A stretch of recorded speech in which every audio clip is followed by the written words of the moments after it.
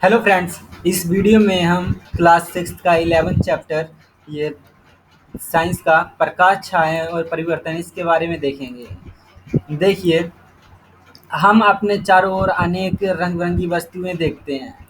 School जाते समय हम अनेक प्रकार की वस्तुएं जैसे कारें, बस, साइकिल, ब्रेक्स, जंतु, ये सभी कभी-कभी तो हम कुछ फूलों को भी देखते हैं। अपने विचार से आपके विचार से हम इन वस्तुओं को कैसे देख पाते हैं? रात्रि के समय जब पूर्ण अंधकार हो, तब हम इन स्थानों के बारे में विचार कीजिए। क्या आप क्या देखेंगे? मान लीजिए रात्रि के समय आप पूर्णतः अंधेरे कमरे में जाते हैं। क्या आप कमरे में रखी हुई किसी भी वस्तु को देख पाते हैं? लेकिन जब जब आप कोई टॉर्च या अथवा मोमबत्ती जलाते हैं तो उस कमरे में रखी हुई वस्तुओं को देख सकते हैं। क्या ऐसा नहीं है? बिना प्रकाश के वस्तुओं को नहीं देख सकते। प्रकाश वस्तुओं को देखने में हमारी सहायता करता है। और टॉर्च का एक बल्ब ऐसी ऐसी वस्तु है जो सव्यम प्रकाश देता है। और सूर्य आकाश में एक ऐसा पिंड है जो पृथ्वी को प्रकाशित करता है। दिन के समय हम इसी प्रकाश की वस्तु को देखते हैं। जो वस्तुएं सूर्य की तरह सव्यम प्रकाश दें उसे उत्सर्जन करती हैं, उन्हें दीप्त पिंड कहते हैं। किसी चित्र, कुर्सी, चित्र अथवा जूते जैसी वस्तुओं के बारे में आप क्या कहेंगे? इन्हें आप तभी देख सकते हैं जब प्रकाश एक दीप्त वस्तु जैसे सूर्य, टॉर्च अथवा विद्युत प्रकाश से इन वस्तुओं पर पड़ता है, तब हमारी आँखों की ओर आता है। देखिए, यहाँ पे क्या कहा हुआ है कि फिर जब रात के समय हम कब देख पाते हैं? जब हम हमेशा प्रकाश की हेल्प से मदद से देख पाते हैं। अगर प्रकाश नहीं होगा तो आप देख नहीं पाएँगे किसी चीज़ को। जैसे कि आप किसी अंधेरे कमरे में चले जाएँ और अंधेरे कमरे में जाने के बाद सब कुछ बंद, बिल्कुल अंधेरा, तो फिर आप किसी चीज़ को देख नहीं पाएँगे। लेकिन जब आप टॉर्च, मोमबत्ती या बल्ब कुछ भी चीज़ ऑन कर देते हैं तो फिर आप चीज़ों को देखने लग जाते हैं। देखिए, ऐसा कैसे होता है कि जैसे मान लीजिए कि आप यहाँ पे खड़े हैं और जौन-सा ये यहाँ पे बल्ब है, तो आपको अगर ये वाली चीज़ देखनी है, तो क्या होगा कि फिर इस बल्ब से ये प्रकाश आएगा, इस वस्तु से टकराएगा, टकराने के बाद आपकी आँखों में जाएगा, तभी आपको ये वाली वस्तु दिखाई देगी। अच्छा, जैसे कि ये बल्ब है, बल्ब अपने आप प्रकाश दे रहा है, तो फिर इसे हम कहेंगे कि ये दीप्त वस्तु है। दीप्त वस्तु को हम इंग्लिश में क्या देते हैं? ल्यूमिनेंस। ठीक है, ये ल्यूमिनस है। ल्यूमिनस ल्यूमिनस वस्तु वो होती है जो अपने आप प्रकाश देती है। जैसे कि ये सूर्य है, आकाश में एक ऐसा पिंड है जो अपने आप प्रकाश देता है, मतलब कि ये भी ल्यूमिनस ऑब्जेक्ट है। और जो उनसे वस्तुएं जैसे कि आप देखते हो कुर्सी, चित्र, जूते, ये सभी चीज़ें अपने आप प्रकाश नहीं देती, लेकिन ये सूर्य के प्रकाश से चमकती हैं। जैसे कि ये यहाँ पे कोई जूता रखा हुआ है, तो यहाँ पे हमने बल्ब ऑन कर दिया और यहाँ पे आप खड़े हैं, तो जब प्रकाश ये यहाँ पे जाएगा, सूर्य बल्ब का प्रकाश यहाँ टकराने के बाद आपकी आंखों में जाएगा, तब आपको ये जूता दिखाई देगा। अगर ये प्रकाश टकराने के बाद आपकी आंखों में नहीं जा रहा है तो आपको जूता नहीं दिखाई दे रहा है, तो जूते का अपने आप प्रकाश नहीं है, इसलिए इसे हम कहेंगे नॉन ल्यूमिनस, मतलब अदीप्त। और अब हम बात करते हैं पारदर्शी, ये अपारदर्शी और पारभासी। जौन से ये हमारे पास पारदर्शी है, मतलब कि हम जिसके आसपास आर पार देख सकते हैं, जैसे इंग्लिश में से कह देते हैं ट्रांसपेरेंट। ये अपारदर्शी, इसे हम कह देते हैं ये ओपेक। और जौन सा ये पारभासी है, इसे हम कह देते हैं ट्रांसल्यूसेंट ऑब्जेक्ट। देखिए, याद कीजिए हमने अध्याय 4 में वस्तुओं को पारदर्शी, अपारदर्शी और पारभासी के रूप में समूह में बाँटा है। यदि हम किसी वस्तु को आर-पार नहीं देख सकते हैं तो यह अपारदर्शी वस्तु है। यदि हम किसी वस्तु के आर-पार देख सकते हैं तो वह वस्तु प्रकाश को अपने अंदर से होकर जाने देती है। ऐसी वस्तु को यह पारदर्शी कहते हैं। कि कुछ वस्तुओं से आर पार देखे जा सकते हैं, परंतु बहुत स्पष्ट नहीं ऐसी वस्तुओं को हम पारभासी कहते हैं। देखिए, आपने देखा होगा कि फिर ये पारदर्शी, अपारदर्शी और पारभासी, तो इन्हें हम ये अलग-अलग कैसे करें? देखो, जिन वस्तुओं के हम आर-पास देख सकते हैं, ठीक है? उन्हें तो हम पारदर्शी कह देते हैं और इंग्लिश में इसे कहते हैं ट्रांसपेरेंट। और जिन वस्तुओं के हम आर-पार नहीं देख सकते हैं, वो होती हैं हमारे पास अपारदर्शी, यानी कि ये ओपेक। और जिन वस्तुओं से हम आर-पार देख सकते हैं, लेकिन वो साफ-साफ नहीं देख सकते, उसे हम क्या देते हैं? पारभासी, यानी कि ये ट्रांसल्यूसेंट। अपने चारों ओर देखिए और दैनिक जीवन में जितनी अधिक से अधिक वस्तु एकत्र कर सकते हैं कीजिए, जैसे रबड़, plastic, scale, pen, pencil, notebook, कागज की शीट, अनुरेखण कागज अथवा कपड़े का टुकड़ा। इन सभी वस्तुओं की ओर आप आर पार किसी दूर रखी हुई वस्तु को देखने का प्रयास कीजिए। क्या दूर रखी वस्तु से आने वाला प्रकाश इन वस्तुओं से आर पार चलकर आपकी आंखों तक पहुंच पाता है? वस्तुओं का यह देखने के लिए परीक्षण करना कि वे प्रकाश को अपने में से जाने देती हैं अथवा नहीं। अपने परीक्षण को सरणी 11.1 के अनुसार कीजिए। हम देखेंगे कि किसी वस्तु अथवा पदार्थ का अपारदर्शी अपारदर्शी, पारदर्शी और पारभासी होना इस पर निर्भर करता है कि वह वस्तु अपने अंदर से होकर प्रकाश को पूर्णतः आंशिक रूप से या बिल्कुल नहीं गुजरने देती। देखिए, जैसे कि यहाँ पे आपको क्रियाकलाप करने के लिए कह रहे हैं कि फिर अगर आपको पता चल करना है कि फिर जो हमारे आसपास की चीज़ें रखी हुई हैं वो पारदर्शी हैं, पारभासी हैं, या फिर ये पारभासी हैं या पारदर्शी हैं या अपारदर्शी हैं। तो उनके लिए आप क्या कर सकते हैं? चीज़ों को इकट्ठा कर सकते हैं और उनमें से आर पार देख सकते हैं। जिनके आर पार आप देख पा रहे हैं तो फिर वो हमारे पास पारदर्शी हैं। जिनके आर पार नहीं देख पा रहे हैं वो अपने पार अपारदर्शी हैं। जिनके पार देख पा रहे हैं लेकिन धुंधला दिख रहा है वो हमारे पास पारभासी हैं। और इन्हें हम ऐसे भी देख सकते हैं कि फिर जो है पारदर्शी, पारभासी और अपारदर्शी, इस चीज़ के ऊपर डिपेंड करता है कि वो वस्तुएं अपने में से प्रकाश को पास होने दे रही है या नहीं। जो वस्तु अपने में से पूरे प्रकाश को पास होने दे रही है पूरी तरह से, उसे हम पारदर्शी कह रहे हैं। जो वस्तुएं अपने में से प्रकाश को पास होने दे रही हैं लेकिन कम कम पास होने दे रही हैं, उसे हम पारभासी कह रहे हैं। जो वस्तुएं अपने में से बिल्कुल ही प्रकाश को पास नहीं होने दे रही हैं, उसे हम अपारदर्शी कह देते हैं। छायाएं छायाएं वास्तव में क्या होती हैं? आप प्रत्येक अपारदर्शी वस्तु को धूप में जमीन से कुछ ऊंचाई पर एक एक करके पकड़िए। धरती पर आप क्या देखते हैं? आप जानते हैं कि धरती पर बने ये गहरे काले धब्बे वस्तु की छाया के कारण हैं। कभी कभी आप वस्तु की छाया देखकर हम वस्तुओं को पहचान सकते हैं। मैदान में कागज की एक मोटी शीट बिछाइए। किसी सामान्य जानकार अपारदर्शी वस्तु को किसी ऊंचाई पर हाथ में इस प्रकार पकड़िए कि उसकी छाया जमीन पर बिछी कागज की शीट पर पड़े।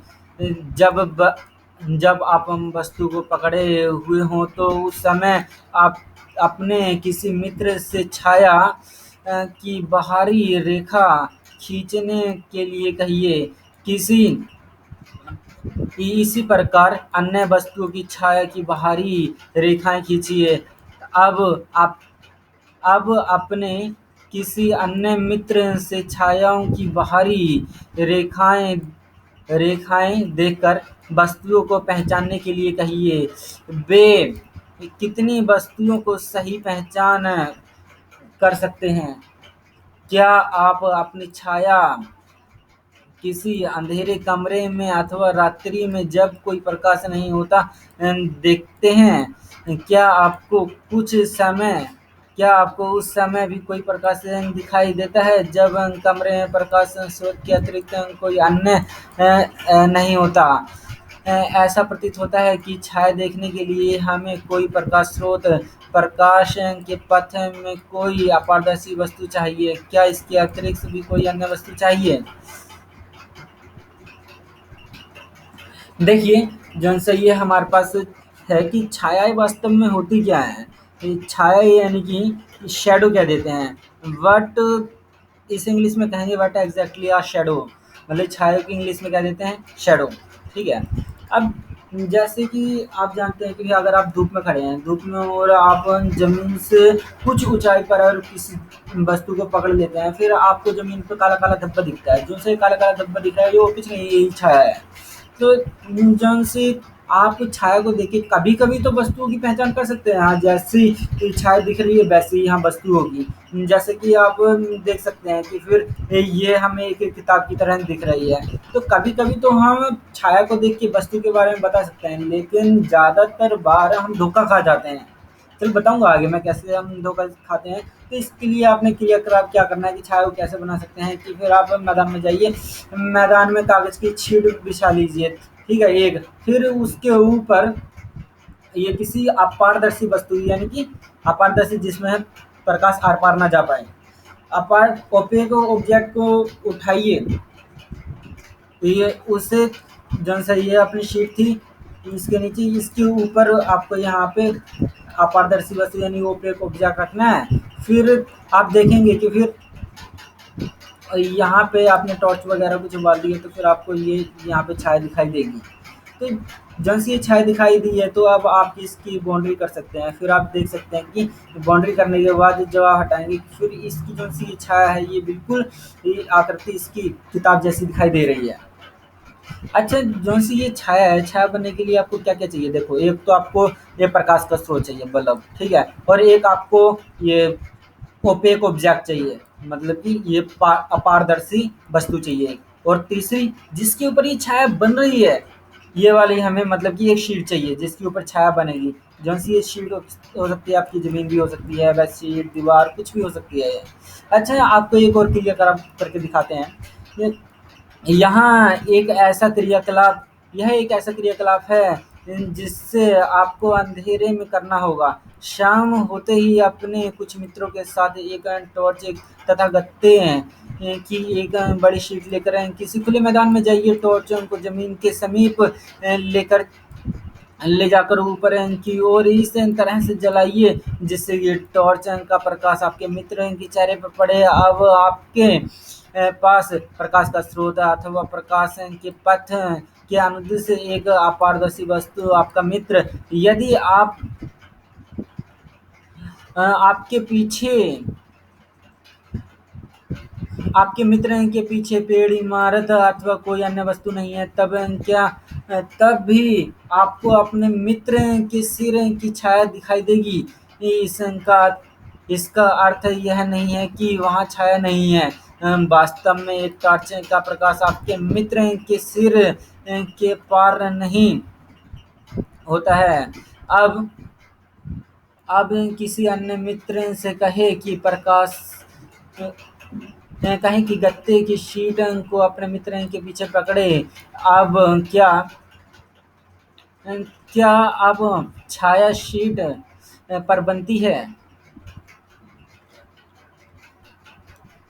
इस प्रकार छाया केवल पर्दे पर दिखाई दे सकती है, जमीन पर, कमरे की दीवार पर, इमारत पर अथवा इसी प्रकार अन्य सतह आपको दैनिक जीवन में दिखाई देने वाली अन्य छायाओं के लिए पर्दे की तरह कार्य करती हैं। छायाओं से हमें वस्तुओं की आकृति के बारे में कुछ जानकारी प्राप्त होती है। कभी-कभी तो छायाएँ हमें हम सभी वस्तुओं की आकृति के बारे में भ्रमित कर सकती हैं। कुछ कुछ छायाएँ दिखाई गई हैं जिन्हें हम अपने हाथों से बनाकर विविध जानवरों की छाया होने का भ्रम उत्पन्न कर सकते हैं। है ना? ये मज़ेदार बात। देखो जो सा ये है, इसमें क्या कह रहे हैं कि जो सी छायाओं के बारे में बताया। छाया के लिए हमें 3 चीज़ें चाहिए। एक तो हमें चाहिए प्रकाश का स्रोत और दूसरा चाहिए हमें ये ओपेक ऑब्जेक्ट, ठीक है? और तीसरा चाहिए हमें पर्दा। जैसे पर्दा है, ये इमारत की दीवार हो सकती है, ये पेड़ हो सकता है, घर की दीवार वगैरह कुछ भी, या फिर ज़मीन वगैरह कुछ हो सकती है, ठीक है? तो जो उनसे ये है अपना पर्दा। तो इसमें एक आपको क्रियाकलाप करके दिखाया गया है कि जो सा अगर आपके पास पर्दा नहीं है तो फिर आप इस ऑब्जेक्ट किसी की छाया को नहीं देख सकते हैं। जैसे कि ये है आप, आपका मित्र और आपका तीसरा मित्र। तो फिर आपके मित्र ने क्या किया, आपके ऊपर ये प्रकाश की टॉर्च जलाई, इस तरीके से जलाई कि आपके मित्र के चेहरे पर तो पड़ रही है, आपने इस तरीके से जलाई आपके मित्र के चेहरे पर पड़ रही है, लेकिन ये ज़मीन से ऊपर है, ठीक है? ज़मीन पर कहीं भी छाया वगैरह नहीं पड़ रही।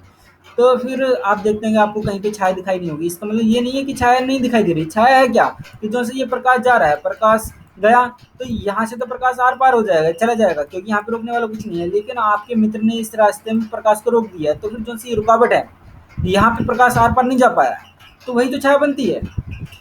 तो जो सी ये है, यहाँ पे हमें इसलिए दिखाई नहीं दिया क्योंकि यहाँ पे कोई दीवार वगैरह पर्दा वगैरह कुछ नहीं था। तो फिर जब हम यहाँ पे कोई शीट वगैरह रख देंगे, आपने कहा अपने मित्र से कि फिर यहाँ पे शीट लेके खड़े हो जाओ, तब वो खड़ी हो गई, तो फिर यहाँ पे आपको ये छाया दिखाई देने लग गई, ठीक है? तो फिर इससे हमें पता चल गया कि फिर जो सी ये छाया बनने के लिए 3 चीज़ें चाहिए। एक तो लाइट का स्रोत, और दूसरा ओपेक ऑब्जेक्ट, और तीसरा ये पर्दा, ठीक है? अच्छा, जो सी ये छाया है, छाया कभी-कभी तो हमें ऑब्जेक्ट की सही जानकारी देती है, लेकिन कभी-कभी हद से ज़्यादा हमें ये गुमराह कर देती हैं, बता नहीं पाती कि फिर हम सोचते हैं कुछ और होगा। जैसे कि आपने हरकतें करके देखी होंगी ऐसी-ऐसी सी, ये देखिए, हाथों से आपने कहीं जानवरों के चिन्ह ये बना के देखे होंगे, है ना? नहीं देखे हैं तो फिर आज आप बना के देखना ये कैसे बनते हैं। अपने हाथों में छिपी जानवरों की छायाएँ देख सकते हैं आप, और बना भी सकते हैं। क्रियाकलाप 4, स्कूल के मैदान में धूप में एक कुर्सी रखिए। आप कुर्सी की छाया से क्या अवलोकन करते हैं? क्या छाया से कुर्सी की सही आकृति का ज्ञान होता है? यदि आप कुर्सी को थोड़ा-सा घुमा दें तो कुर्सी की छाया की आकृति में किस प्रकार का परिवर्तन होता है? एक पतली नोटबुक लेकर उसकी छाया को देखिए। इसके पश्चात एक आयताकार डिब्बा लीजिए और इसकी छाया देखिए।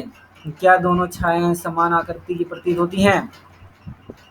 विभिन्न रंगों के पुष्प अथवा अन्य वस्तु लेकर उनकी छायाओं का अवलोकन कीजिए। उदाहरण के लिए लाल गुलाब और पीला गुलाब ले सकते हैं। जब वस्तुओं के रंग भिन्न-भिन्न होते हैं तो उनकी छायाओं के रंग भी भिन्न-भिन्न दिखाई पड़ते हैं। एक लंबा बक्सा लीजिए, पृथ्वी पर बनी उनकी छायाओं को ध्यान से देखिए। अब आप हम बॉक्स को इधर-उधर गति कराते हैं तो उस समय आप छाया के आकार में होने वाले परिवर्तन को देख सकते हैं। बॉक्स की छायाएँ कब सबसे छोटी बनती है? तब जब आप बॉक्स के बड़े फलक को सूर्य के सामने रखते हैं, अथवा जब आप छोटे फलक को सूर्य के सामने रखते हैं। आइए इस लंबे बॉक्स का प्रयोग करके सरल लाइन कैमरा बनाते हैं। देखिए यहाँ पे जो सी ये छायाएँ हैं, छाया इसमें आपको बताया हुआ है कि जो सी ये छायाएँ हैं तो हमें किसी वस्तु के बारे में सही नहीं बता रही हैं कि फिर वो वस्तु है क्या। तो और जो सी ये छायाएँ ना तो हम किसी छाया से किसी वस्तु के रंग का पता कर सकते हैं। जैसे कि अगर आप किसी वस्तु को घुमा देते हैं तो फिर उससे इनकी छाया वो भी बदल जाती है। मतलब कि घुमाने से हमें उस वस्तु की आकृति का सही पता नहीं चलता है कई बार। तो जैसे कि आप पतली नोटबुक देखते हैं, फिर आयताकार डब्बा लेते हैं, इन्हें घुमाने के बाद फिर आप छायाओं को देख सकते हैं, शैडो को देख सकते हैं। तो जो सी आप हाँ, एक बात इम्पोर्टेंट रखना कि फिर इससे छाया से हम किसी वस्तु के रंग का पता नहीं कर सकते हैं। चाहे आप लाल गुलाब लो, चाहे आप पीला गुलाब लो, लेकिन जब आप उसकी छाया ही देखोगे तो वो सिर्फ़ आपको काले रंग की दिखाई देंगी। ठीक है? तो मतलब कि हमें उनके रंग का पता नहीं चल रहा है इससे। तो जौन से आप देखते हैं एक हम बॉक्स लेके जब अपन ज़मीन पे उस बॉक्स की छाया बनाते हैं, तो मतलब कि इधर-उधर गति करवाते हैं, तो फिर आप उसके इधर-उधर गति करवाने से तो आप उसकी छाया में परिवर्तन देख सकते हैं। आप देख सकते हैं कि फिर जब आप बड़े वाले फेस को इस इसके सामने रखते हैं, प्रकाश के स्रोत के सामने, तो फिर छाया आपको बड़ी नज़र आती है। जब छोटे वाले को रखते हैं तो छाया छोटी नज़र आती है। तो ऐसे ही हाँ, आपको एक सूची छिद्र कैमरा बना के दिखाते हैं। सूची छिद्र कैमरा को इंग्लिश में कहते देते हैं आप एक पिनहोल कैमरा। ये पिनहोल कैमरा एक बहुत ही ज़्यादा मज़ेदार कैमरा होता है। तो जौन सा ये है, अच्छा आपको पता है कि जौन सा ये था अपना इंग्लिश में हम कह रहे थे ये पर्दा, पर्दे की बात, पर्दे को इंग्लिश में हम स्क्रीन कह देते हैं, ठीक है। अच्छा, सूची छिद्र कैमरा इसे हम कहते हैं, सूची छिद्र कैमरा यानी कि आप पिन होल कैमरा। तो आप शायद सोचते होंगे कि किसी कैमरे को बनाने के लिए हमें बहुत सी सामग्री चाहिए, लेकिन यदि हम केवल सरल सूची छिद्र कैमरा ही बनाना चाहते हैं तब ऐसा नहीं होता। दो ऐसे बॉक्स हैं लीजिए जिनमें से एक बॉक्स दूसरे के भीतर बिना अंतराल के खिसक सके। दोनों दोनों बॉक्स का एक एक छोटा फलक काट लीजिए। बड़ा बड़ा बॉक्स लेकर इसके दूसरे छोटे फलक के बीचों बीच एक छोटा छिद्र बनाइए। इसी प्रकार छोटे बॉक्स के दूसरे छोटे फलक पर एक आयताकार आकृति जिसकी भुजा 5 सेंटीमीटर से 6 सेंटीमीटर हो काट लीजिए। इस कटे भाग पर ट्रेसिंग पेपर आभासी पर्दा चिपकाकर ढक दीजिए। छोटे बॉक्स को बड़े बॉक्स में इस प्रकार खिसकाइए कि छोटे बॉक्स का आभासी ट्रेसिंग पेपर वाला पर्दा बड़े बॉक्स के भीतर हो। आपका सूची छिद्र कैमरा उपयोग के लिए तैयार है। सूची छिद्र कैमरा लेकर छोटे बॉक्स के खुले हुए सिले को देखिए। आने अपने सिर और सूची छिद्र कैमरे को काले रंग के कपड़े से ढक लीजिए। अब सूची छिद्र कैमरा को कैमरा से दूर की वस्तुएं जैसे पेड़ अथवा इमारतों को देखने का प्रयत्न करें। सूची सुनिश्चित करें कि जिस वस्तु को आप सूची छिद्र कैमरा से देखना चाहते हैं वह सूर्य की तेज धूप में रखी हो। अब छोटे बॉक्स को छिद्र कैमरा बनने बड़े बॉक्स के आगे पीछे तब तक खिसकाइए जब तक दूसरे छोर पर लगे हुए ट्रेसिंग पेपर पर तस्वीर न मिले। क्या सूची छिद्र कैमरा क्या सूची छिद्र कैमरे के प्रतिबिंब आपकी छाया से भिन्न है? सूची छिद्र कैमरा से सूर्य के तीव्र प्रकाश में सड़क पर गतिमान वाहनों एवं व्यक्तियों को देखें। क्या कैमरे द्वारा देखे गए चित्र दूसरी ओर की वस्तुओं के रंगों को दर्शाते हैं? क्या प्रतिबिंब सीधा है अथवा उल्टे हैं? आश्चर्य है। आइए अब अपने सूची छिद्र कैमरा से सूर्य का प्रतिबिंब बनाएं। इसके लिए हमें थोड़ी सी भिन्न अवस्थाएं चाहिए। हमें गत्ते की एक बड़ी शीट चाहिए जिसके मध्य से छोटा सा सूची छिद्र हो। गत्ते की शीट को सूर्य की तरफ इस तरह पकड़ें कि उसकी छाया साफ साफ क्षेत्र पर बने। क्या आप सूर्य के वृत्ताकार प्रतिबिंब गत्ते की शीट की छाया के मध्य में देखते हैं?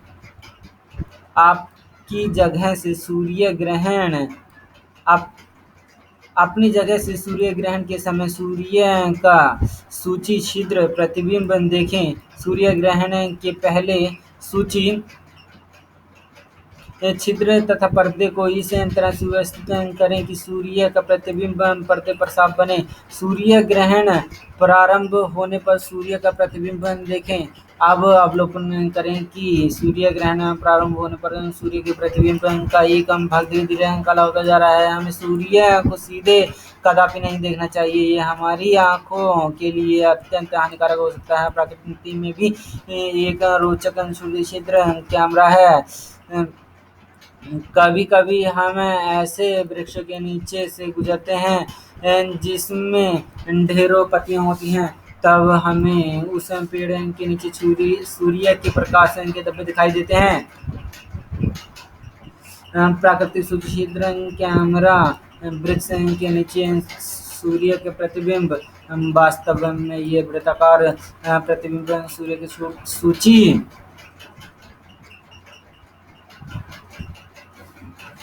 सूची छिद्र प्रतिबिंब होते हैं। पत्तियों के बीच में खाली स्थान छिद्र की भांति व्यवहार करते हैं। इन खाली स्थानों से सभी प्रकाश की अनियमित आकृतियां हो सकती हैं, परंतु हम सूर्य के वृत्ताकार प्रतिबिंब को ही देख सकते हैं। आगामी सूर्य ग्रहण के समय सूर्य के प्रतिबिंब को देखने का प्रयास करें, अत्यंत रोचक हो सकता है। बूझो कि मस्तिष्क में एक विचार है।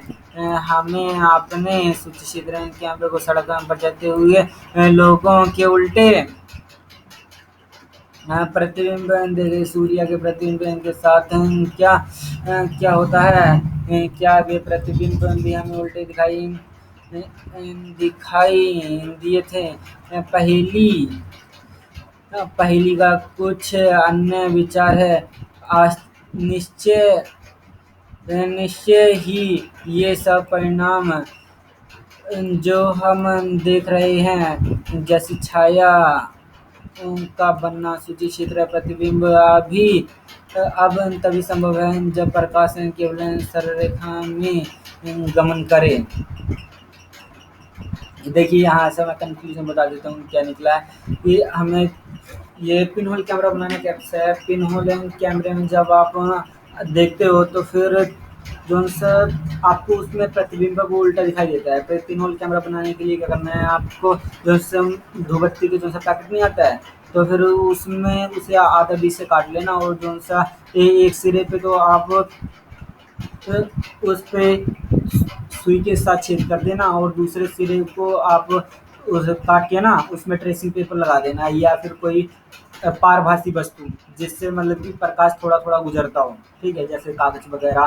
कागज को अगर आप तेल में लगा लेते हो, तेल लगा लेते हो, फिर वो भी हमारे पास ये पारभासी वस्तु बन जाती है। ठीक है, तो फिर जब आप उसे कटे हुए उस पर लगाते हो, कटे हुए फेस पे, जैसे कि आपके पास ये अपना धूपबत्ती का पैकेट था, इसे आपने यहाँ से काट लिया, ये इस वाले फेस पे, तो आपने यहाँ पे ये सुई के साथ छेद कर दिया। जो सा ये वाला है इस पे आपने क्या किया, इस वाले को काट के आपने यहाँ पे ट्रेसिंग पेपर लगा दिया, या फिर जो है कागज है, कागज को आप तेल लगा के, ठीक है, फिर उसके बाद जैसे ये वाला कटा वाला हिस्सा है इसे घुमा के इसके अंदर फिट कर देना है यहाँ पे।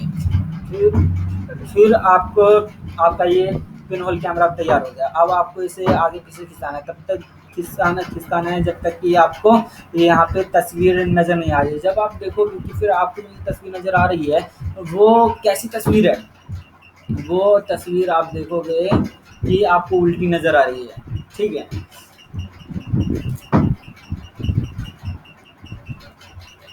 तो जो सा ये पिन होल कैमरा है, तो फिर आप अपने प्रकृति में बहुत सारी पिन होल कैमरा देखते हो। जैसे कि आप कभी पेड़ के नीचे गए होगे, पेड़ के नीचे आप देखते हो कि फिर वहाँ पे आपको ये छाया नज़र आती है। जैसे कि ये जो सी ये छाया नज़र आ रही है, ये आपको गोल गोल सी दिख रही है ज़्यादा। ये जौन से लेकिन पेड़ की पत्तियों में जो सा गैप होता है, ज़रूरी थोड़ी है वो गोल-गोल हो, कम ज़्यादा हो सकता है, लेकिन हमें ये गोल-गोल क्यों दे रहा है? क्योंकि ये सूर्य का प्रतिबिंब है और प्रतिबिंब ये उल्टा प्रतिबिंब है। अगर आपको सीधा प्रतिबिंब देखना है तो आप सूर्य ग्रहण के वाले दिन देख सकते हैं। अगर आप अभी देखेंगे तो आपकी आँखें खराब हो सकती हैं, क्योंकि नंगी आँखों से हमें सूर्य का प्रतिबिंब नहीं देखना है।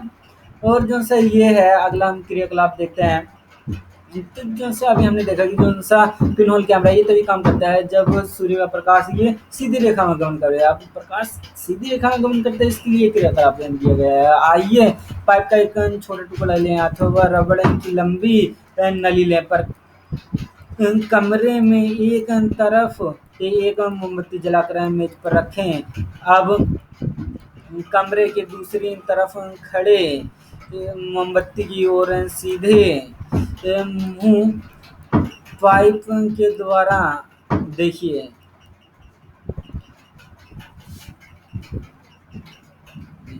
सीधे मोमबत्ती की ओर सीधे पाइप, ये मुड़ है पाइप दोबारा देखते हैं। देख होकरा पाइप से गुजरती है, क्या मोमबत्ती दिखाई देती है? जब हम मोमबत्ती को जब हम मोमबत्ती को देख रहे हो तब पाइप को थोड़ा मोड़िए। क्या मोमबत्ती दिखाई देती है? अ, पाइप को अपनी पाइप को अपने बाईं ओर घुमाइए। क्या तब मोमबत्ती को देख सकते हैं? आप इससे क्या निष्कर्ष निकालते हैं? यह दर्शाता है कि प्रकाश एक सरल रेखा में गमन करता है। क्या ऐसी क्या ऐसा नहीं है? इस कारण जब कोई अपारदर्शी वस्तु उसे इसे रोकती है तो उस वस्तु की छाया बनती है। देखो जौन सा ये क्या-क्या कंक्लूज़न निकला है इसमें कि जौन से आपने कोई वस्तु है, मतलब प्रकाश है वो सीधी रेखा में गमन करता है, उसके लिए क्रियाकलाप करके दिखाया कि आप एक पाइप यहाँ पे मोमबत्ती जला देना या फिर बल्ब वगैरह कुछ भी, ठीक है। चलो मोमबत्ती जला देना, तो फिर आप जब सीधे देखोगे इस सीधे पाइप के ज़रिए तो फिर आपको ये जलती हुई नज़र आ जाएगी। लेकिन जब आप टेढ़े पाइप के ज़रिए देखोगे तो फिर आपको इसकी लाइट नज़र नहीं आएगी। तो इससे क्या कंक्लूज़न निकाला कि प्रकाश सीधी रेखा में गमन करता है। और जौन से ये सीधी रेखा में गमन कर रहा है, यानी कि ये टेढ़ा तब क्यों नहीं जा पा रहा है? क्योंकि इस ये यहाँ पे वस्तु ने इसके प्रकाश को रोक लिया है, इसलिए आपको दिखाई नहीं दे रहा है। मतलब कि अपारदर्शी वस्तुएं प्रकाश को रोकती हैं और छाया बनाती हैं। अच्छा, जौन सी दर्पण दर्पण परावर्तन दर्पण तथा परावर्तन के बारे में पढ़ते हैं। अच्छा, दर्पण को इंग्लिश में क्या कह देते हैं? दर्पण को इंग्लिश में कहते हैं मिरर, और परावर्तन में क्या कहते हैं? परावर्तन में कहते हैं रिफ्लेक्शन। अच्छा, मिरर एंड रिफ्लेक्शन के बारे में पढ़ रहे हैं। तो जैसा पढ़ते हैं, घर हम सभी घर पर दर्पण का प्रयोग करते हैं। आप दर्पण में अपने चेहरे को देखते हैं। जो आप देखते हैं वह दर्पण के चेहरे का परावर्तन है। हम दर्पण के सामने रखी हुई वस्तु का परावर्तन भी इन दर्पण में देखते हैं। कभी-कभी हम झील अथवा तालाब के पानी में पेड़ों, इमारतों तथा अन्य वस्तुओं का परावर्तन देखते हैं। क्रियाकलाप, यह क्रियाकलाप रात्रि के समय अथवा अंधेरे कमरे में किया जाना चाहिए। अपने किसी मित्र से कहिए कि वह एक हाथ में दर्पण पकड़े दर्पण लेकर कमरे के एक कोने में खड़ा हो जाए। एक हाथ में टॉर्च लेकर आप कमरे के दूसरे कोने में खड़े हो जाएं। टॉर्च टॉर्च के कांच को अपनी उंगलियों से ढक लीजिए तथा टॉर्च को जलाइए। किरण पुंज प्राप्त करने के लिए अपनी उंगलियों के बीच कुछ जगह छोड़ दें। प्रकाश पुंज को अपने मित्र के द्वारा पकड़े हुए दर्पण पर डालिए। क्या आप दूसरी तरफ प्रकाश का धब्बा देखते हैं? चित्र, अब टॉर्च की दिशा इस प्रकार समायोजित कीजिए कि प्रकाश का धब्बा कमरे में खड़े दूसरे मित्र के ऊपर पड़े। यह क्रियाकलाप हो जाता है कि दर्पण अपने ऊपर पड़ने वाले प्रकाश को की दिशा को बदल देता है। यहाँ वर्णन किया गया क्रियाकलाप यह दर्शाता है कि प्रकाश सररेखा की अनुदिश गमन करता हुआ दर्पण से परावर्तित हो जाता है। अरे यार इतना मुश्किल लग रहा है ना।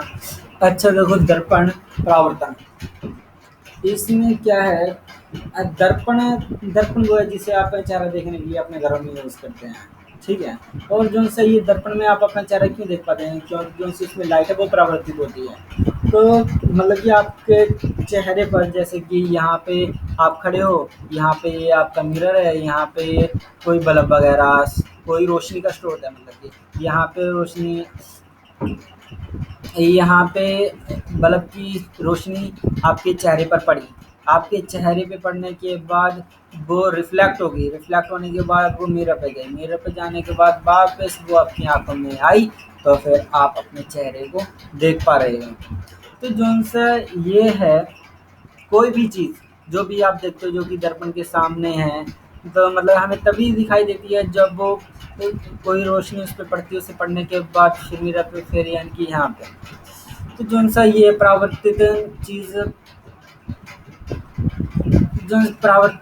आप देख सकते हो। कभी कभी आपने झील में अपने चेहरे को देखा होगा, तालाब में, पेड़ों के, फिर आपने अपने चेहरे को देखा होगा, या फिर झील के किनारे पे आपने इमारतों के प्रतिबिंब देखे होंगे। जैसे कि ये हमने मान ली यहाँ पे झील है, यहाँ पे कोई इमारत खड़ी है, पेड़ खड़ा है कोई भी, तो फिर आप उसका प्रतिबिंब यहाँ पे देखते हो, है ना।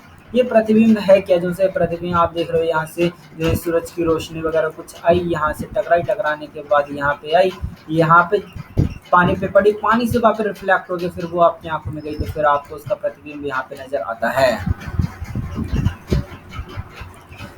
तो ऐसे ही जो से आप पृथ्वी इमारतों की देख सकते हो या कुछ अन्य वस्तुओं की भी देख सकते हो, पर यहाँ पे एक क्रियाकलाप करके दिखाया हुआ है। तो क्रियाकलाप में क्या है, कैसे कि फिर लाइट ये परावर्तित हो रही है, तो आप इसको देख सकते हो। तो आपको क्या करना है, ये हो आप, या आपका मित्र, या आपका तीसरा मित्र। तो फिर आप हो, आप टॉर्च लेके खड़े हो यहाँ पे, और ये आपका मित्र है, ये शीशे को लेके खड़ा है, ये आपका तीसरा मित्र है। तो फिर आप क्या कह रहे हैं, आपने क्या किया, आपने यहाँ पे इसे लाइट को मारा, वो रिफ्लेक्ट हो गई, फिर वो यहाँ पे दिखी, ये हो रहा है।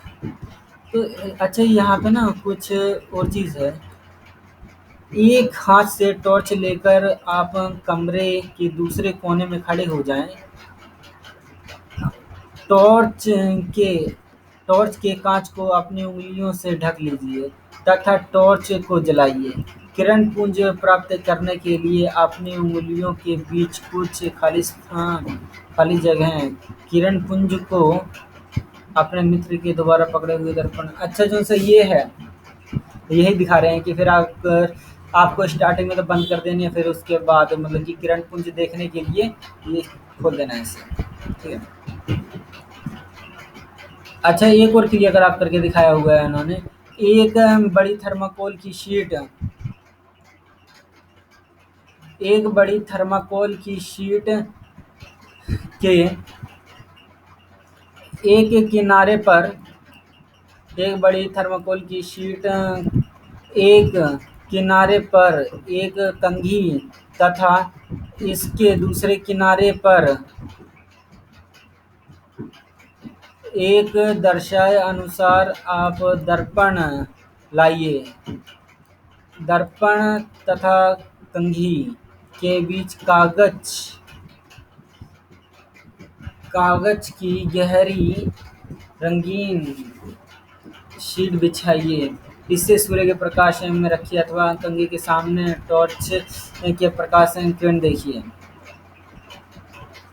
क्या आप अवलोकन करते हैं, क्या आप में दर्शाए गए पैटर्न प्राप्त होते हैं। इस क्रियाकलाप से हमें यह ज्ञात होता है कि प्रकाश किस प्रकार गमन करता है तथा यह किस प्रकार दर्पण से परावर्तित होता है। ये लास्ट क्रियाकलाप है, इसमें आपने क्या किया, एक थर्माकोल के नीचे यहाँ पे शीट ले लिया, ठीक है। तो फिर थर्माकोल की शीट के एक किनारे पे तो आपने यहाँ पे एक एक कंघी ले लिया, और दूसरे किनारे पर आपने एक ये शीशा ले लिया, दर्पण, ठीक है। और जो सा ये है कंघी पे आपने कंघी के बीच में रंग कंघी के बीच में कागज़ की गहरी रंगीन शीट बिछा दी है आपने यहाँ पे, ये कागज़ पे गहरी रंगीन शीट। और इस सूर्य के प्रकाशन से सूर्य के प्रकाश में रखिए कंघी के सामने टॉर्च से। तो फिर आपने क्या किया, जैसे ये है टॉर्च से प्रकाश डाला तो फिर आपको ये नज़र आ रहा है, तो फिर आप देख सकते हो कि फिर जो सी कंघी से लाइट आने के बाद जो सी ये शेडो दिख रही है, ये शेडो आई जो सी इससे टकराने के बाद ये शेडो ऐसे नज़र आ रहे हैं। मतलब इससे हमें पता चल रहा है जो सी ये लाइट है वो कैसे चल रहा है, रेखा सरल रेखा में चल सरल रेखा में चलता हुआ अथवा दर्पण से परावर्तित होता प्रकाश। मतलब यहाँ से हमें पता चल रहा है जो सा प्रकाश है वो कैसे चल रहा है, वो सीधी रेखा में चल रहा है, और सीधी रेखा में चलने के बाद और वो प्रकाश क्या है, दर्पण से वो परावर्तित हो रहा है, ये दिख रहा है हमें। अच्छा देखिए यहाँ पे हमने कौन कौन से शब्दों का इस्तेमाल किया है, तो जो से इम्पोर्टेंट शब्द हैं उनके बारे में देख लेते हैं हम। यहाँ पे हमने दीप्त, दीप्त होता है ल्यूमिनस, जिसका अपना प्रकाश हो, तो जैसे सूरज हो गया, बल्ब हो गया, उसे दीप्त कह देते हैं। मिरर मतलब दर्पण, दर्पण को कह देते हैं मिरर। और जो से ये है अपारदर्शी, अपारदर्शी यानी कि जिसके हम आर पार ना देख पाएँ उसे हम ओपेक ऑब्जेक्ट कह देते हैं, ठीक है। जैसे दीवार होगी आर पार नहीं देख पा रहे हो, अपारदर्शी है। किताब के आर पार नहीं देख पा रहे हो, अपारदर्शी है। अच्छा सूची चित्र कैमरा, इसे हम पिनहोल कैमरा देखते हैं, जैसे हमने बनाया था एक्टिविटी में। तो यानी पेड़ से और जो सी छाया आती है उसमें आप छोटे छोटे प्रकाश की वो देखते हो, वो पिनहोल कैमरा की तरह काम करते हैं। और जो सी ये है परावर्तन, परावर्तन होता है रिफ्लेक्शन, ठीक है। जैसे कि कोई यहाँ पे मिरर रखा है, रे ऑफ लाइट आ रही है, यहाँ टकराई इधर चली गई, तो ये बाउंसिंग बैक ऑफ लाइट, ठीक है। मतलब कि ये हो गया अपना परावर्तन, रिफ्लेक्शन। छाया, छाया क्या देते हैं हम, शेडो, ठीक है। मतलब कि आप अपनी परछाई देखते हो, वही छाया। और पारभासी, पारभासी पारभासी होता है ट्रांसल्यूसेंट, मतलब कि ऐसी चीज़ जिसकी आप आर पार देख सकते हो लेकिन धुंधला धुंधला बहुत ज़्यादा। जैसे कि कोई कागज लीजिए, कागज के ऊपर तेल लगा लीजिए, फिर आप उससे इनके आर पार देख पाओगे लेकिन बहुत धुंधला धुंधला देख पाओगे आप, वो ट्रेसिंग पेपर की तरह काम करता है, वो ट्रांसल्यूसेंट होते हैं ये, ठीक है। और पारदर्शी, पारदर्शी होते हैं जिनके आप आर पार देख सकते हो, जैसे कि आप लिख सकते हो लिफाफा, पॉलीथीन, यानी कि जो सा पॉलीथीन है वो ट्रांसपेरेंट वाला, या फिर खिड़की वगैरह होगी ग्लास, उसके भी आर पार देख लेते हैं। तो मतलब ये पारदर्शी होता है जिसके हम आर पार देख पाएँ। अच्छी जो सी समरी है, मतलब इस लेसन में हमने क्या क्या किया है, देखिए इस लेसन में हमने ये देखा है कि ये अपारदर्शी वस्तु क्या होती है, यानी कि ओपेक ऑब्जेक्ट जो अपने में से प्रकाश को पास नहीं होने देती हैं, वो अपारदर्शी हो गई। पारदर्शी वस्तुएं कौन सी होती हैं, जो अपने में से प्रकाश को पास होने देती हैं, मतलब कि हम इनके आर पार देख सकते हैं। यहाँ पे कोई हमने वस्तु रख दी, अगर ये जैसे ग्लास खिड़की वगैरह है, ठीक है, और ये कोई गिलास या फिर पॉलीथीन वगैरह, और यहाँ से हम देख रहे हैं तो हम यहाँ कोई वस्तु रखी है तो हम इसके आस पास देखें देखें तो फिर हमें दिखाई दे जाए, तो फिर ये हो गई हमारे पास जो सा ये है, ये एक ट्रांसपेरेंट है। अगर यहाँ पे हमने किताब वगैरह रख दिया और हम इसको देख रहे हैं तो नहीं देख पा रहे हैं, तो फिर ये ओपेक ऑब्जेक्ट है। पारभासी, जैसे यहाँ पे हमने कागज का टुकड़ा वगैरह कुछ लग दिया, उसके ऊपर तेल लगा दिया है, तो फिर वो हमारे पास पारभासी बन रहा है। ये वाली चीज़ दिखेगी लेकिन धुंधली धुंधली दिखेगी हमें, ठीक है, कम कम दिखेगी। मतलब कि जैसे प्रकाश का सिर्फ कुछ पार्ट ही इसमें से पास हो रहा है और कुछ इसने रोक लिया है यहाँ पे, इसलिए हमें ये ऑब्जेक्ट कुछ धुंधली धुंधली नजर आ रही है, इसलिए हम क्या देते हैं, पारभासी हैं।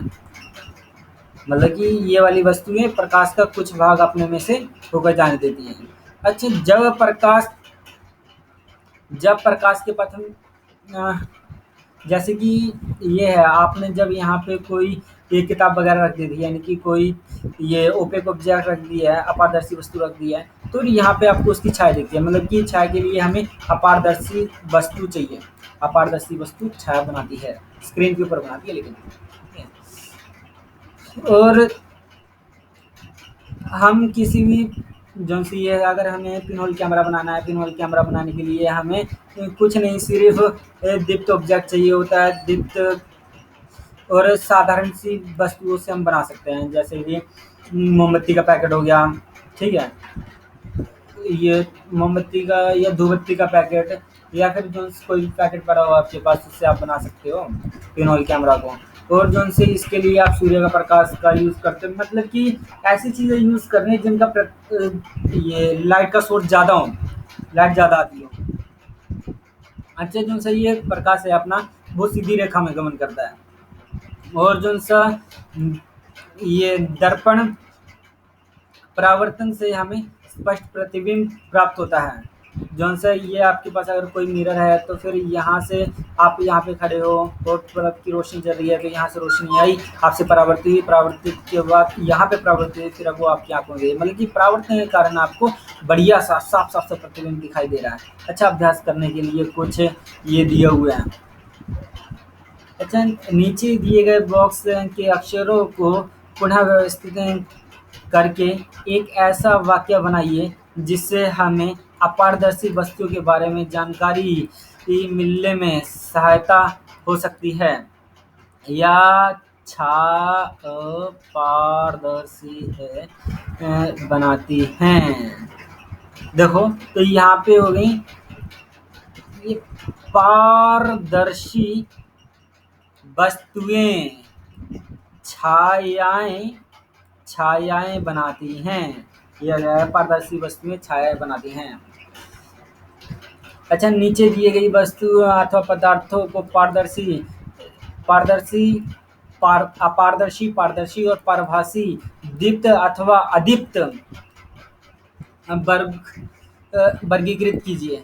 जैसे देखिए, पारदर्शी क्या है, जिनके आर पार देख सकते हैं, अपारदर्शी जिनके आर पार नहीं देख सकते हैं, और पारभासी जिनके आस पार देख सकते हैं लेकिन धुंधला धुंधला नजर आएगा, दीप्त जिनका अपना प्रकाश होता है, ठीक है, अदीप्त जिनका अपना प्रकाश नहीं होता। अब वर्गीकृत करना है।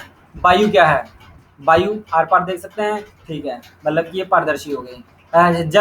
जल से आर पार देख सकते हैं, देख सकते हैं। सच बताना, चलो ठीक है, मतलब पारदर्शी हो गई। चट्टान आर पार नहीं देख सकते हैं, ये कौन सी, ये है अदीप्त, ये भी अदीप्त। और चट्टान का टुकड़ा, ये है अपनी कौन सी है, चट्टान के टुकड़े के आर पार नहीं देख सकते हैं, मतलब ये अपारदर्शी है और इसका अपना प्रकाश नहीं होता है, यानी कि अदीप्त है। एल्यूमिनियम की शीट अदीप्त है और अपारदर्शी है। लकड़ी का तख्ता अपारदर्शी, अदीप्त। ये पॉलीथीन शीट आर पार देख सकते हैं, हाँ देख सकते हैं, पारदर्शी हो गई लेकिन अदीप्त है। सीढ़ी के आर पार नहीं देख सकते और अदीप्त है, अपना प्रकाश नहीं होता।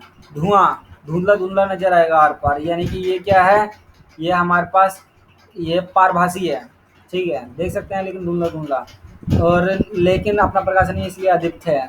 ये समतल कांच की शीट यानी कि इसके आर पार देख सकते हैं, तो ये पारदर्शी हो गई और अपना प्रकाश नहीं है, इनकी अदीप्त है। तो कोहरा के हम साफ साफ नहीं देख सकते आर पार, तो यानी कि ये कोहरा हो गया हमारे पास पारभासी, ये लेकिन अपना प्रकाश नहीं होता, अदीप्त है। ये लाल तप्त लोहे का टुकड़ा,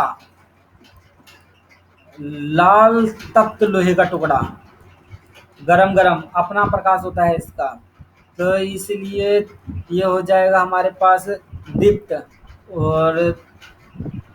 हो जाएगा। और क्या कहते हैं, दीप्त हो गई। और क्या है, ये आर पार देख सकते हैं, नहीं देख सकते आर पार, यानी कि ये है अपारदर्शी।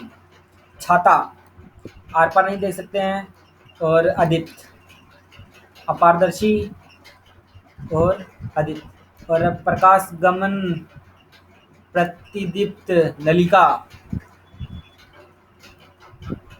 यानी कि प्रकाश जाता हुआ ये इस नलिका में से, तो इसके क्या हम आर पार देख सकते हैं, यानी कि लाइट फ्लोरेसेंट ट्यूब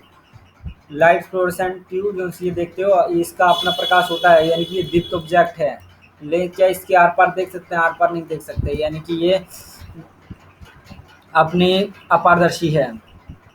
दीवार दीवार अपारदर्शी, मतलब आर पार नहीं देख पा रहे हैं। और क्या अपना प्रकाशनीय आदित्य है। यह कार्बन पेपर की शीट है, आर पार नहीं देख पा रहे हैं। और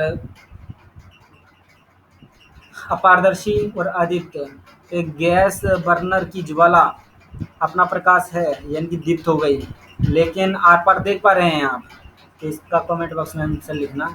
या गत्ते की शीट के आर पार नहीं देख पाते हैं, तो फिर ये होगी आदित्य। और इसका अपना प्रकाश नहीं होता है, इसलिए आदित्य और अपारदर्शी है। यह प्रकाश गमन टॉर्च टॉर्च ये ल्यूमिनस है, अपने मतलब कि दीप्त है, अपना प्रकाश है इसका। ठीक है। और इस प्रकार के आर पार देख सकते हैं हम। हाँ, तो फिर ये हो गई हमारे पास पारदर्शी। अच्छा, cellophane seat cellophane seat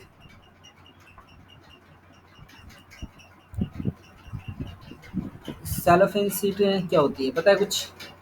cellophane seat तो सीट ऑफ, ये सेलोफेन, चलो होता होगा कुछ। ये तार की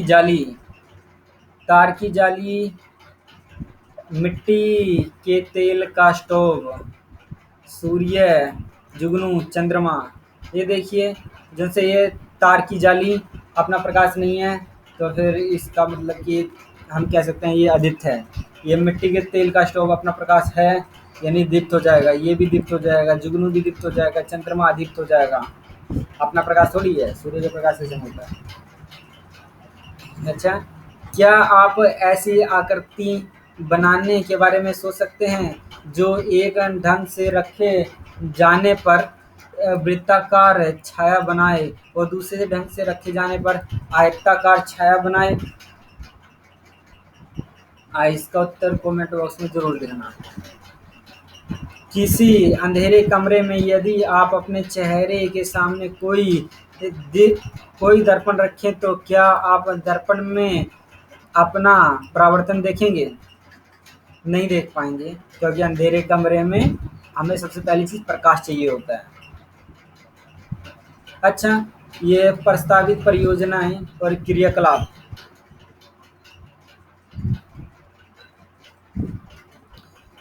ये देख लेते हैं हम।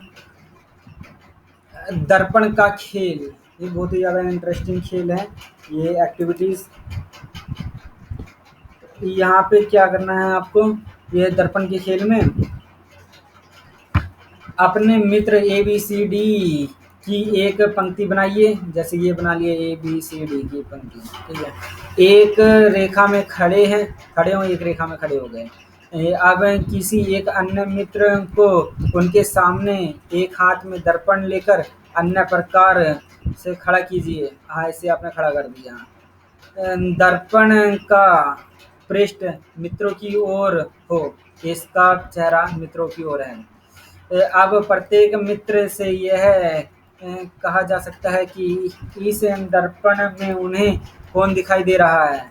अच्छा, ये देखिए, इससे पूछिए कि कौन दिखाई दे रहा है, इससे पूछना, फिर इससे पूछना कि कौन कौन दिखाई दे रहा है, एबीसीडी से।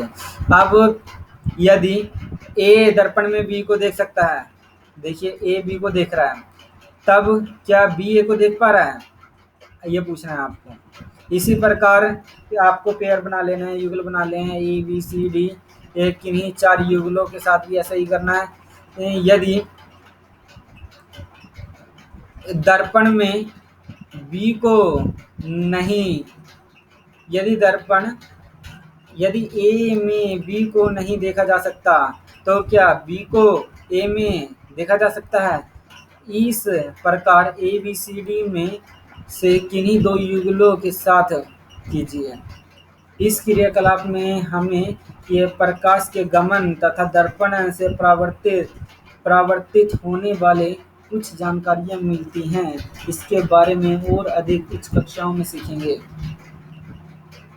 दायां बायां, अपने दाएं हाथ में एक कंघा लीजिए, अपने इसे अपने बालों तक ले जाएं। अब स्वयं को दर्पण में देखिए, इसमें आपका जाना पहचाना प्रतिबिंब सा मुस्कुरा रहा है। रुकिए, परखिए और पता लगाइए कि आपके प्रतिबिंब में कौन सा हाथ कंघे को पकड़े हुए है, यह बायां अथवा दायां। अपने कंघे को दाएं हाथ में पकड़ा हुआ है, क्या ऐसा ही प्रतीत नहीं होता? जबकि सूची छिद्र उल्टा प्रतिबिंब बनाता हुआ प्रतीत होता है, और दर्पण दाएं हाथ को बाएं हाथ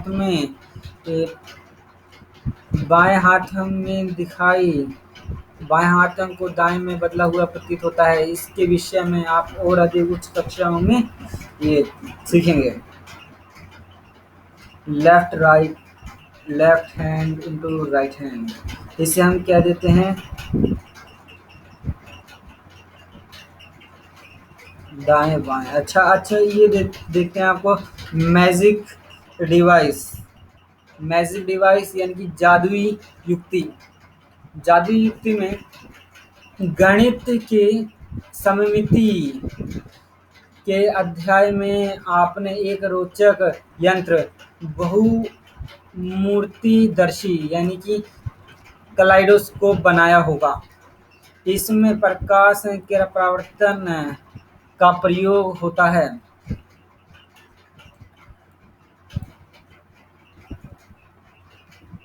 आइए हम एक और चित्र पारदर्शी यानी कि पाइरोस्कोप बनाते हैं। इसमें भी प्रकाश के प्रतिबिंब का प्रयोग होता है तथा इससे किसी अवरोध के दूसरी ओर देख सकते हैं। अपने एक मित्र को कक्षा के कमरे में प्रवेश द्वार के बाहर गलियारे में एक दर्पण लेकर खड़े होने को कहें। किसी दूसरे मित्र को भी प्रवेश द्वार के सामने कक्षा के कमरे के बीच दर्पण लेकर खड़े होने को कहें।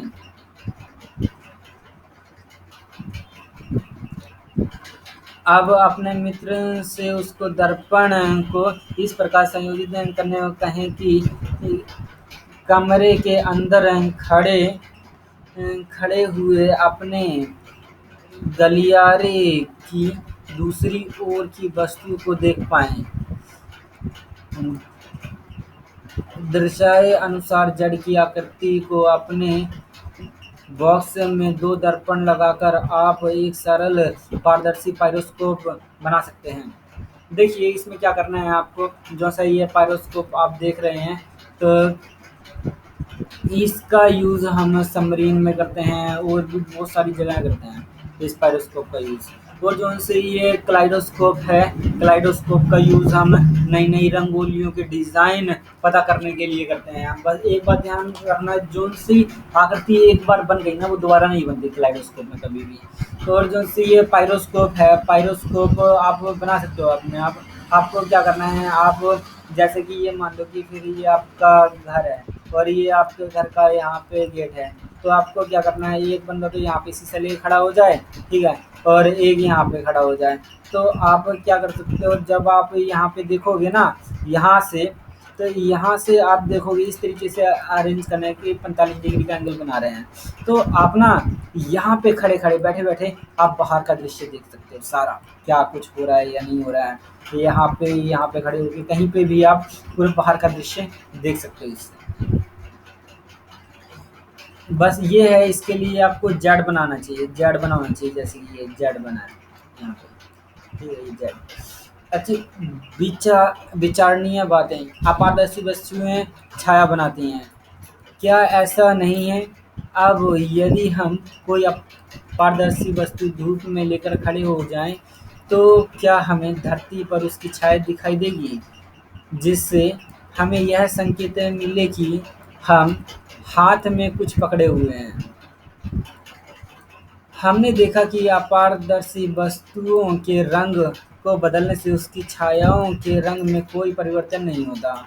जब हम विभिन्न रंगों के प्रकाश को अपारदर्शी वस्तुओं पर डालते हैं तब क्या होता है?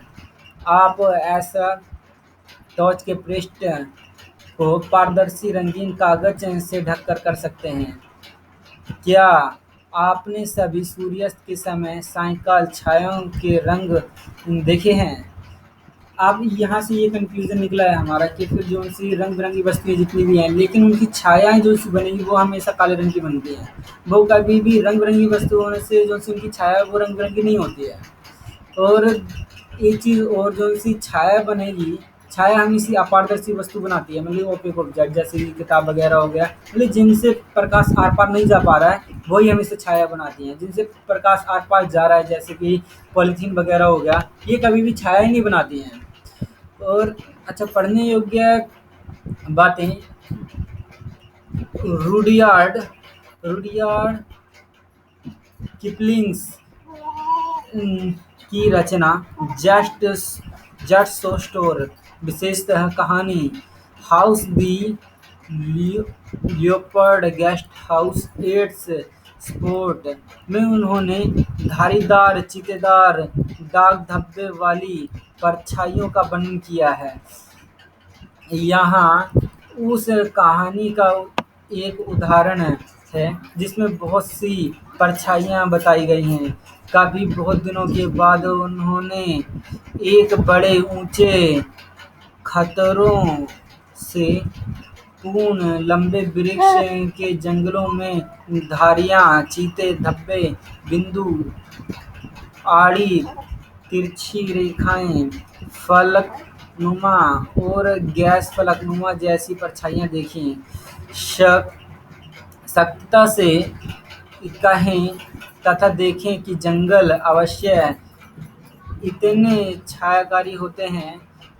लियोपर्ड ने कहा, यह क्या है, इतना अधिक अंधेरा तब भी प्रकाश की पुंज। जैसे कि अभी हमने वहाँ पे अपने हाथों से कुछ जानवरों की छाया ही बनाई थी, वैसे ही हमारे पास लिडियार्ड किपलिंग लिडियार्ड किपलिंग ने एक रचना की है, किताब लिखी है, उसका नाम है जस्ट सो स्टोरी। तो उसमें बहुत सारी ऐसी तस्वीरें आपको मिलेंगी। तो इस वीडियो में इतना ही, आगे करते हैं अगली वीडियो।